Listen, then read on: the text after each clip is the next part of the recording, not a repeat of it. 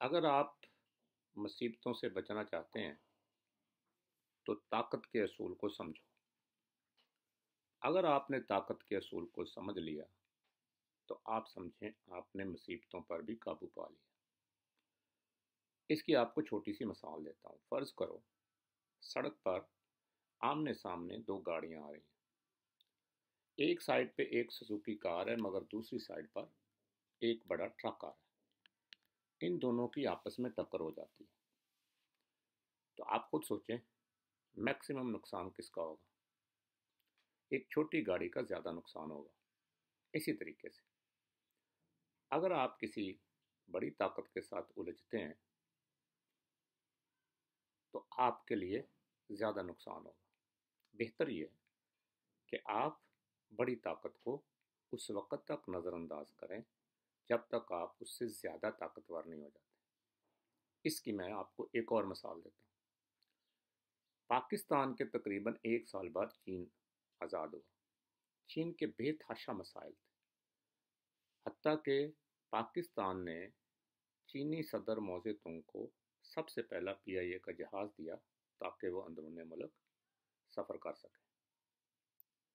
تقریباً ایک طویل عرصہ چین نے الگ تھلگ اپنے ملک پر توجہ دی اور آج وہ ایک سپر طاقت ہے۔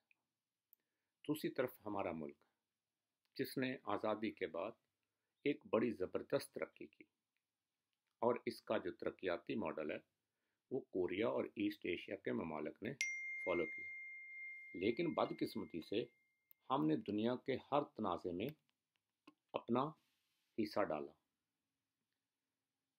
امت مسلمہ کا کہیں پر بھی کوئی نہ کوئی پھڈا ہو، ہم نے اس میں اپنا ضرور حصہ ڈالا۔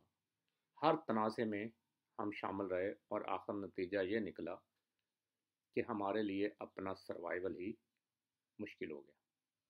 دیکھو دوستو، آپ ان مثالوں کی مدد سے یہ سمجھ سکتے ہو کہ اگر آپ کا دشمن آپ سے زیادہ طاقتور ہے، یا اگر آپ کی کوئی ایسی مصیبت ہے جو آپ کے لیے ناقابل فہم ہے یا آپ کے لیے اس سے نپٹنا مشکل ہے، تو کچھ عرصے کے لیے آپ اس کو التوا میں ڈال دیں۔ اگر آپ اس کو التوا میں ڈال دیتے ہیں، جیسے جیسے وقت گزرے گا آپ کے لیے بہت سارے متبادل راستے کھل جاتے ہیں، اور جب آپ کے لیے متبادل راستے کھل جائیں گے تو ان راستوں میں سے سب سے بہترین راستہ آپ اختیار کر سکتے ہیں، اور اس طرح عارضی طور پر وہ جو مصیبت آپ کے سر پر آئی ہوئی ہے وہ ٹل جاتی ہے۔ یہ زندہ رہنے کا ایک بنیادی اصول ہے۔ میں اپنے تجربے سے یہ کہہ سکتا ہوں کہ میں نے اپنی زندگی میں بہت ساری مصیبتیں جو اٹل نظر آتی تھیں، ان کو جب التوا میں ڈال دیا تو ان کا کوئی نہ کوئی حل نظر آ گیا۔ اس لیے آپ بھی اگر صحت مند زندگی گزارنا چاہتے ہیں اور مصیبتوں سے بچنا چاہتے ہیں تو جس وقت کسی ایسی مصیبت کا شکار ہوں جس کا آپ کو کوئی حل نظر نہ آئے تو اس کو کچھ عرصہ کے لیے ٹال دیں۔ میں آپ کو اس کی تیسری مثال دیتا ہوں۔ فرض کرو ایک درخت کے نیچے 3 بھیڑیے موجود ہیں یا 3 کتے موجود ہیں، اور اس درخت کے اوپر ایک بلی بیٹھی ہوئی ہے۔ اب سوچیں کہ وہ بلی کیا کرے گی؟ اگر وہ نیچے اترتی ہے وہ تینوں کتے یا بھیڑیے اس کو کھا جائیں گے۔ اس کا نیچے اترنا اس کے لیے خودکشی کے برابر ہے۔